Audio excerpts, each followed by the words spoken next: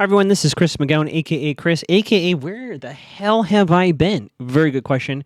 I don't really have a good answer. I will say, world is weird, and I was feeling, wasn't able to just get it done. Nothing to do with the show or the podcast itself. I just didn't do it. I don't really know why, but I can't abandon this. So here we go. We're dealing with on computers this week. Let's just dive in. Chris watches Pretty Little Liars. Chris watches Pretty Little Liars. Chris watches Pretty Little Liars, so he can help you figure out who's A. I wrote season 1 in my notes. Season 2, episode 20, CTRL, which for us people who use computers, that's Control A. Although I don't know if there might be a further hint to it, CTRL:A, but yeah, it's Control A. Okay, well, I guess we'll get into it. I'm already yelling. We haven't even started. I'm already yelling. So, our previous sound, we see the red coat of doom, the guy that wants to talk to them. We get a little recap that Holden's up to something weird. We get the whole Jason and Spencer, that they're half brother, half sister, etc. We see the mounting tension between Garrett Undercover and Caleb, which comes to a head this episode. And the infamous page 5, which, if you remember I called at the time, I said Garrett and Jenna are pretty damn confident that they've had this sealed up. And very rarely in this show do we see our antagonists a little, overconfident or behind the curve. And I remember at the time I said, I think they're being a little too bold. I think they might overshoot their shot. And, well, let's just say, stay tuned. We open at the end of I was going to say a water fest. No, it's a swim meet. Clearly, Emily's back on the team. Looks like Mona's business worked.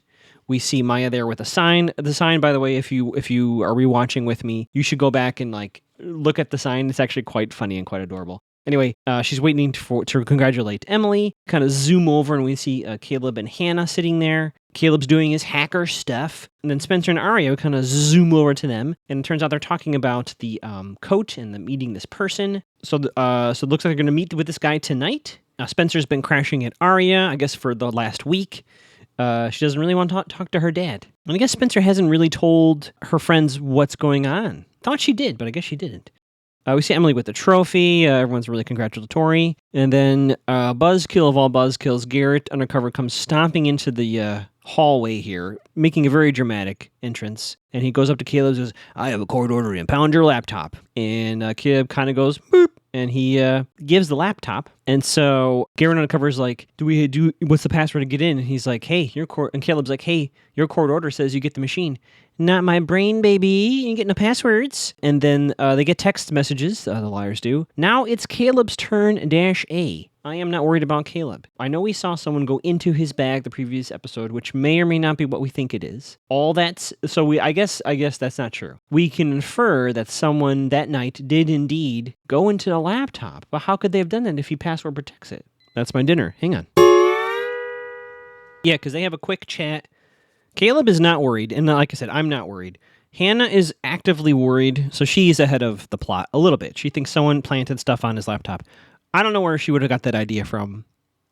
I mean, yeah, I accept it, but I don't really know why she would have jumped to that conclusion. I mean, she was right, of course, but that's, but yeah. We get the big Holden reveal. It turns out Holden is practicing the Tang Soo Do martial art. His parents don't like it, and the medication she saw is pain meds that he takes. And we are going to get some more information about that a little bit. So he asks if she would basically keep their fake date going so he can compete. We cut to Caleb. Caleb's trying to remote wipe his laptop. And this is very important if you are following at home on the game mode for this episode. Basically, he tells Hannah what his password is, these little clues. And it's very important for later. And it turns out his computer's offline, which is actually the correct technology. If it's like if you lose your iPhone, right, and you turn on the Finder, it has to be on. So he thinks either computer's off and they haven't started it, or something else might have gone on. But he can't remote wipe it yet. We cut to Byron and Ella. There's a little mention of someone named Noreen that Ella had drinks with. Byron, for some reason, doesn't like Noreen. I thought that was a funny detail. And they have a little chat about Arya and Holden, and it sounds like Ella wants Byron to, as she puts it, loosen the leash. She feels their daughter has maybe regained some trust and deserves maybe their trust. And Byron kind of pouts and throws things around and says, I'm not ready. And looks like that's it. Yeah. Now we cut to Spencer. She's at the De Laurentiis Commercial Properties. And it says, sorry, we're closed. Anyway, she looks over and she spots Jason talking to Maya. Now, we have said already, if Maya's part of the conspiracy at all, we riot, of course. It is interesting. We've seen her talking with Noel Kahn, getting her phone hacked, chatting Jason here. I don't know. It's interesting that he keep peppering her throughout, kind of in the background, kind of subtly connecting her to every character. Anyway, Spencer approaches, and I guess actually that's Jason's day job. He actually runs a real estate little company, and he says he only works a few hours a day. Must be nice, Jason. And thank God Spencer is the one on this case because she actually gets some answers here. She pushes him to the point where she's like, why are you back? You know, you left when I got arrested. Now you come back now. Why? And he's kind of being all like, I don't know. And then finally, they take a seat and he tells her. So here's what he found in another box in the house, left behind by Allie. Letters from Jason's mom, so Mom De Laurentiis, I forget her first name off the top of my head, to Spencer's father, love letters, a torrent, a whatever the plural form of letters is, a cadre, a bundle of letters, and then a whole bunch of cash. Now, this is in Allie's possession.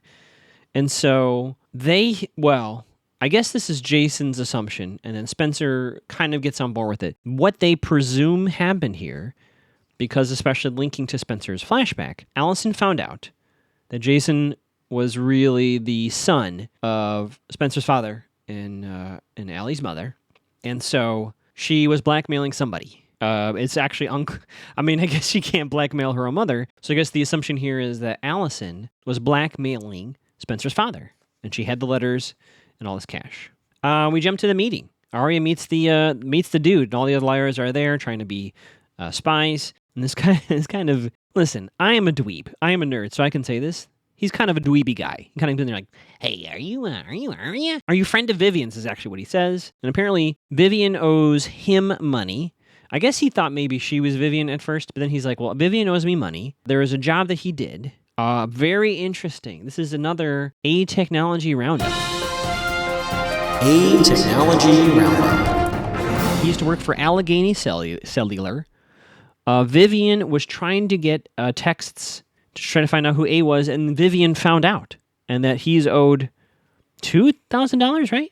So she gets his number. His name is Jonah.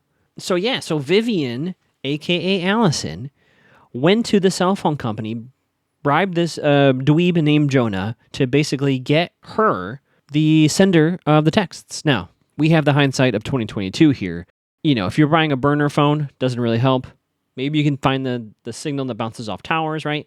And or this previous iteration of A, they were less sophisticated, less cautious, so maybe someone was actually sending these texts from their phone. So I don't put a lot of stock into this. I don't really think this is a huge lead for us. But in terms of what happened in the past, they're starting to put together that possibly Vivian, a.k.a. Allison, figured out who started harassing her. Apparently she stiffed this guy. I don't know if this is, post her disappearance or what, or why he didn't get his cash. But basically, he will divulge information if they pay up.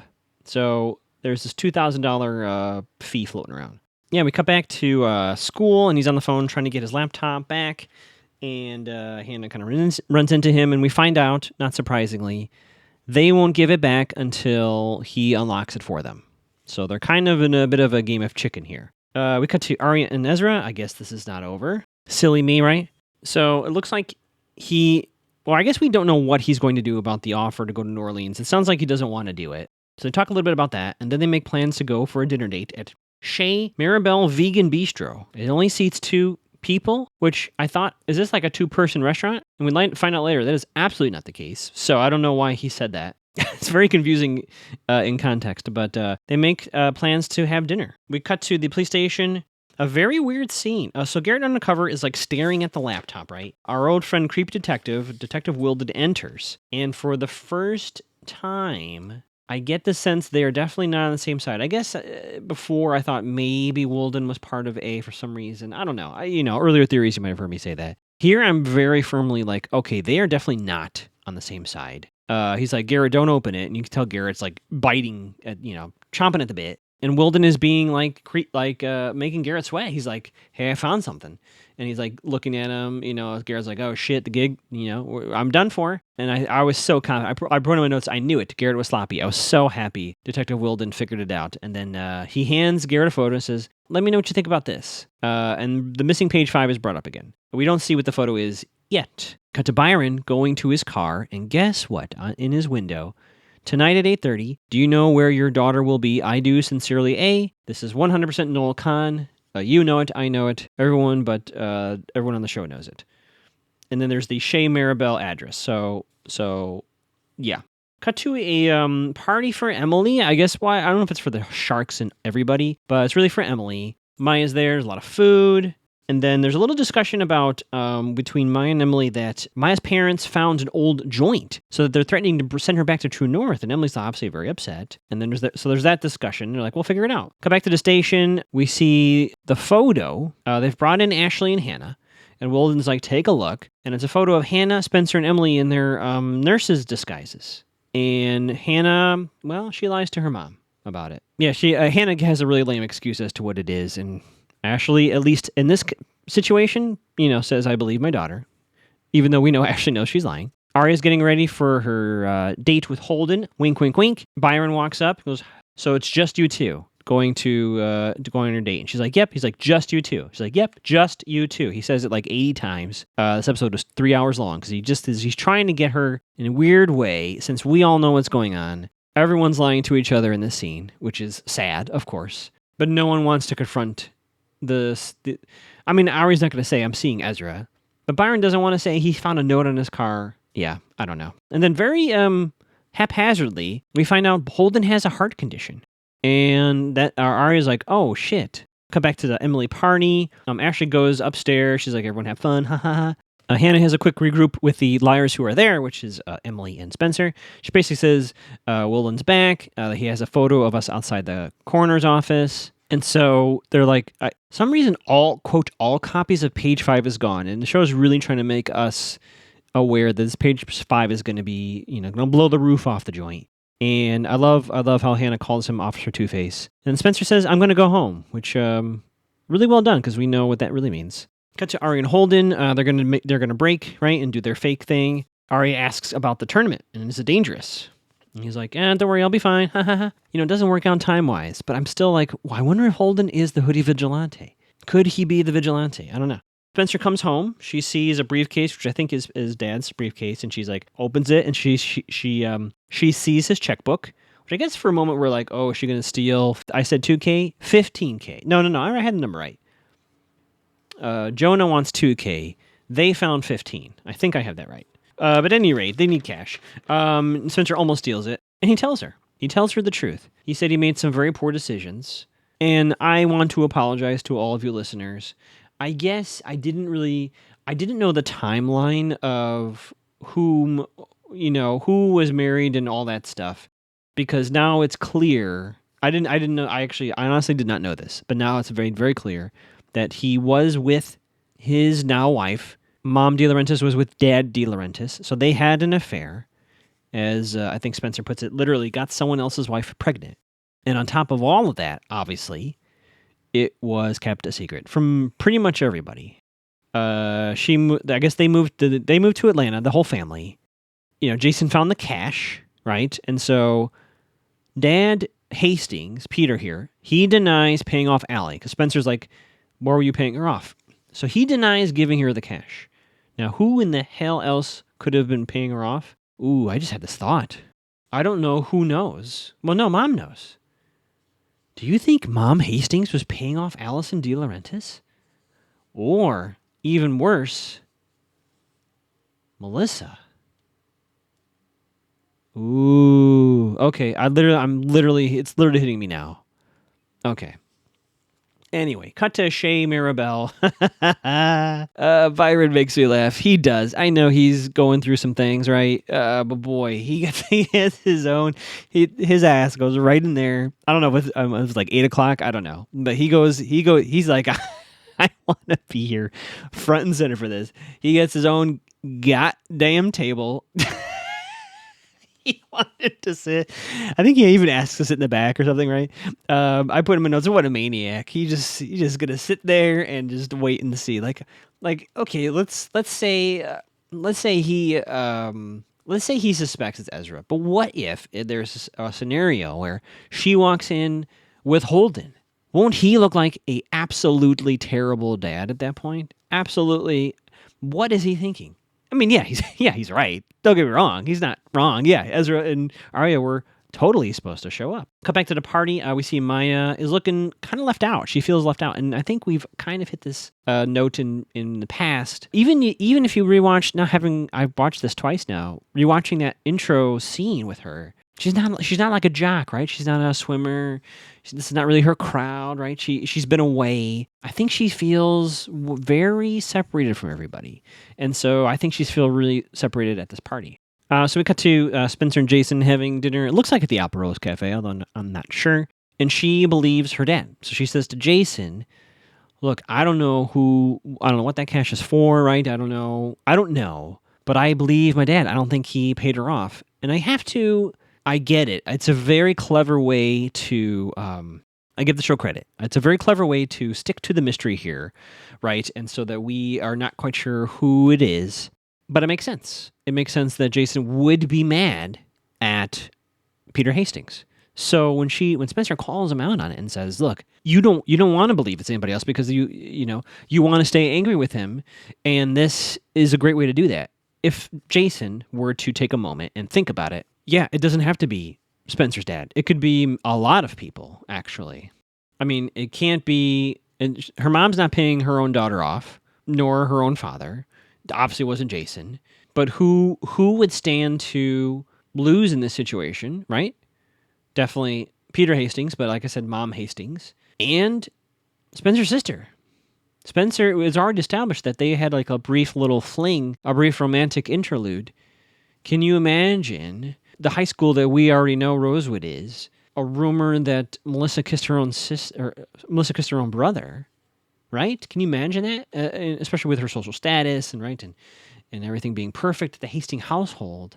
I don't know how she would have got a hold of that money, and maybe Shady Ian got it for her or something, right? But that also makes sense. Now, obviously, Spencer's not crossed that Rubicon yet, but Jason's pretty set on it's being Dan, and Spencer wants him to be more open-minded, but he leaves in a huff. I have to admit, if I haven't said it already, yes, PLL fans, new Jason has... I've warmed up to new Jason. He is the right amount of hunky and mysterious and has acting chops. So he's able to convey a very complex situation, I think, pretty well. And, the dynamic that he and Spencer have developed is really cool. I like it. I like them. I don't even know what I'd say. They're not they're not becoming friends, I don't think. But I think there's a little trust in a weird way building between two of them. It reminds me of the dynamic that eventually we got to with Emily and Toby. They're not there yet, but it does feel like we could get to a point where they actually trust each other, and we may actually, Spencer was convinced Jason was, behind everything. I think even very recently, and a lot has changed recently, and I think it's for the best for everybody involved. I think probably part of her is like, this person is actually related to me, and maybe there's a part of her that wants to, know her brother. Cut back to the party. I was surprised this. Maya's smoking weed. Now here is what is interesting. Emily has smoked weed. Hey, I'm cool with it too, everybody. I'm 420 friendly. So I don't think the issue is Maya smoking weed, although maybe there's a little issue with being at the house and Maya doing it. Granted, the issue is the lie, right? Whether it's true or not, Maya said to her that joint that they found was old. So was she lying about that? Or is she still have a whole bunch of joints? Is this that joint? I don't know. But you can tell Emily looks quite shocked, actually. And we cut right away. We leave that quickly. And Caleb, so we cut to, we're getting towards the end of the episode here. And I gotta say, I think this starts here. There's like 14 minutes left, and we're gonna do this very long cut back and forth. So I'll try my best to kind of just explain as simply as I can what happens. But a lot of stuff we keep seeing back and forth, back and forth, back and forth. So basically what's happened here is Caleb's gone down to the station. He knows he needs to turn on the laptop in order for the remote wipe to work. He has no plans on giving them what they want. So he calls her and he says, "Hey, I'm at the police station. I'm gonna, give them the information. I'm in a hot spot." And I prayed, I hoped and prayed Hannah got the hint. Because at the moment it didn't look like she did. I was like, "Oh no, what are we gonna do?" Again, very surprised. The tournament, this martial arts tournament, it feels a little Fight Clubby. Gotta admit, but Arya goes to the tournament. What? What is this? Holden's kind of warming up, and she asks him about his heart condition. She's like, "Hey, do I have to worry about this?" He's like, wow, it's a very interesting response he has. He basically says, "Yes, I have a heart condition. It can explode at any time. I could be sitting at home watching TV, and it could explode." So in his mind, why not do certain things? Because I have no control over that. And he doesn't think he's putting himself in any more risk here. I don't know if that's true, but at least that's what he believes. And so Arya stays and watches. What? So here we go. Like I said, we're going to kind of go back and forth through all of this. At the station, Wilden is there. He says, "I want to watch you log in." Garrett's in the room too. Boy, they cannot wait. So Hannah did get the clue, right? So she's like, she's booting it up. Hey, she forgot the password, right? Come back to the party. We have an Emily and Maya fight, kind of a confrontation about this. And Maya's like, "Let's run away together." So there's actually a lot. When I first watched this, I don't know why I didn't really catch all that's happening here. But first it's like, so Maya kind of lied, right? It was an old joint, but also not that old. And I was like, "Why did you lie to me?" She's like, her concern is Ashley, right? And Hannah's mom and her teammates. So first it is, so yes, on the surface, yes. Maya doesn't feel like she is connecting to Emily because Emily has this new team thing, this new group of friends, and Maya definitely feels left out. So that part I picked up on fine. If I were to be a therapist for Maya, potentially her smoking weed was a little bit of an acting out or to feel different. I don't know. Or maybe she just was like, "I'm stressed and I want to smoke weed." Whatever. That's not what's really going on. Maya says, like, "I'm not going back to True North. I'm not going to do it." And she says, "I have friends in San Francisco," basically saying, "Run away with me." And this is actually a very important moment, which I missed, I gotta admit, the first time I watched. Emily says, "Well, I can't do that." And Maya says, "Not even for me." And there is a very, well, Emily doesn't say anything. There's this long pause. And Maya says, "Well, of course, can't let the team down." And that's kind of it. She leaves, and while people make up on the show all the time, right? Romances are sometimes merely just a morning away from some breakfast and some coffee and some apologies. I think they were actually very honest with each other in this moment, and this might be the end of Emily and Maya. I don't know. If it is, on one hand, it's obviously sad, but of course, these are high school kids. But even as an adult, I was just having this conversation about it with friends. It is hard, even as adults, to, especially, it must be harder for a teen, to understand that sometimes what came before and what relationships came before and what connections came before sometimes evolve out of those connections. I think Emily really enjoys swimming. She really enjoys being on the team. We've seen it for 2 seasons. She's most alive when she's swimming. Hell, she let Mona do some A shit to get herself back on the team. Not really. I don't want to put that on her necessarily. But she definitely didn't try very hard to stop Mona, is what I'm saying. That's not Maya. That's not Maya's jam. And opposites attract, right? You could probably make something work, but I think they both realize that they might just be growing apart. And that's actually that's fine. It's not great. It doesn't feel good. But to acknowledge that and to kind of let those changes happen naturally, pretty mature. So I hope if this is a break for them, it is as amicable as it can be. An acknowledgement that they've chosen different paths and that the care there remains. Boy, that was a lot. Sorry. And we get to a scene here. My goodness, Ezra's boop boop boop walking up to the restaurant. He gets a text. "Sorry, I have to cancel," from Arya. We know where she is. She doesn't say where she is. Note that. He gets to the window, and his his ass sees Byron sitting there, eating his vegan whatever he ordered. I put LOL. So unintentionally funny. These two are just a duo. Ezra's like, I'm out of here. He runs out of there. He runs out of there like he's a spy. It is so funny. Ezra has no idea. I'm sorry. Byron has no idea. Byron's just enjoying his food at this point. So Byron misses seeing Ezra walk up. Very close. But inadvertently, Arya thwarted A's attempt because A would have been successful, a.k.a. Noel. And here's where we pick up the pace. Basically, we're going to be cutting back and forth from Hannah trying to remember the password, all this cute little like, oh, I remember this. Then we're seeing the fight between Holden and some opponent that I guess beat him before and gave him the bruise on the ribs. So it's like, yeah.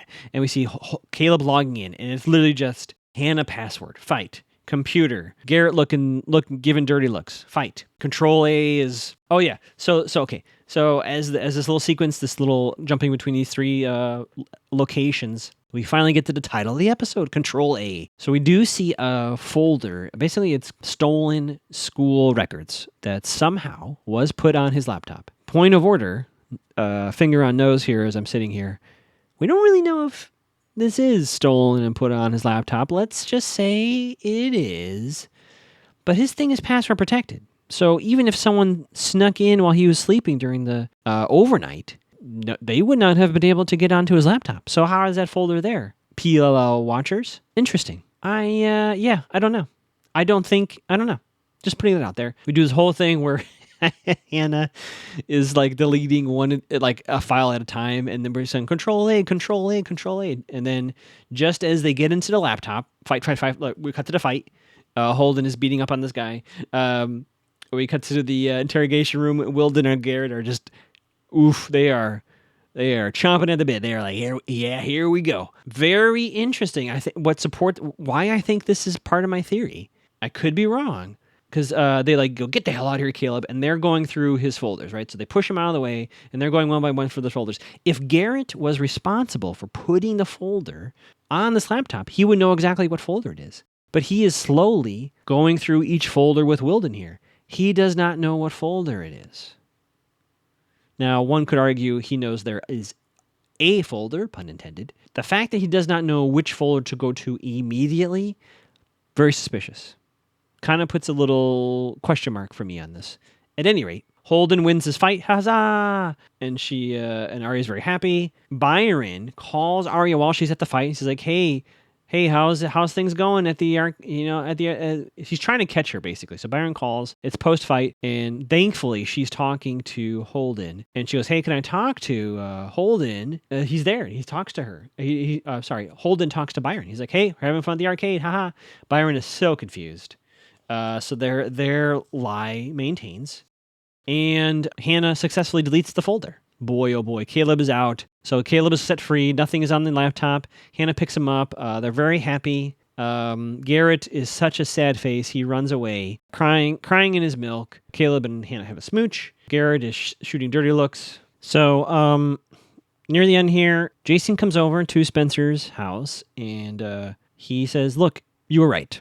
I do want him to be your dad that was paying off Allie, because it would make it very much easier." And they kind of, again, have this moment of like, we're kind of wired the same, they're both very bold. It's very true. They're very bold. They do not give up. They get answers they're looking for. And you see a moment of these two people who have found out recently they are in fact related. And so they're kind of putting on hold that maybe it wasn't her dad that was paying off Allison. And then Spencer does it, as Spencer does. She's like, "Look, I know why she needed that money. She was trying to look for someone." She doesn't say the word A, but we know that's what she's talking about. And she says, I need you to trust me. I need $2,000. That hangs in the air. We don't find out what he says. And for our kind of post-credit scene, Emily's leaving Maya a voicemail, as predicted. I love you. We got to work this out, etc., etc. And then we see what I think I can officially, finally hear episode 43 of this silly podcast of mine. The shaky cam is supposed to be for us as viewers to say someone is watching. And so we see someone, I guess, watching Emily here in the house. So on its surface, this is a very, there's nothing to really be snooping about. I think what this scene is supposed to do is what I just said, to firmly establish, it's not just a cinematographer choice to give us, an alternate angle on a scene. If you think about it from a meta perspective, the show is pretty much, fixed camera. It's like, we're here. We see our people in focus. Anytime we see a shaking camera or a shot for some reason from the outside looking in a window, that's just not creativity. That is who am I am officially calling, folks, as we wrap up our episode. A peeper. The show really wants me, and I'm hammering my notebook to think the peeper is Ian. They did it all season 1, right? Always showing us that he had a camera with him. Clearly I don't think it's him because he's quote unquote dead. The peeper I don't think ever was Ian. Maybe he occasionally, maybe once or twice. I don't think it was him. I don't think he's the videographer of the season 1 USB of Doom. I think there is a peeper, and we have the hooded vigilante, and then we have whatever the hell Noah wears when he's doing his A shit. So, peeper, welcome to the villain gallery here. Hooded vigilante, I'm not quite sure what side you're on yet. We have at least some leads here. Not a lot happens this episode, but I think we're leading up to a big reveal. At least, and here's where I predict I'm not disappointed, but they're going to pull a fast one on me. I think we'll find out who Allison found out sent her the A messages. I do not think that person is associated with most of what's happening now. So, we'll get some answers, not all answers. Welcome to Pretty Little Liars. I've been Chris McGowan. You can find me on Instagram at Magoogs. Yeah, on Twitter still at Magoogs until the deal goes through for Elon Musk. We'll see what I do then. Twitching at Mac to the Gow. I started playing the Quarry recently. Had some performance issues with the game. I'm going to see if I can fix it for future streams, but be sure to check that out if you want to see me stream and see my dumb face. Yeah, boy, it's been a while, so I had a lot to say, but still, I've said way too much.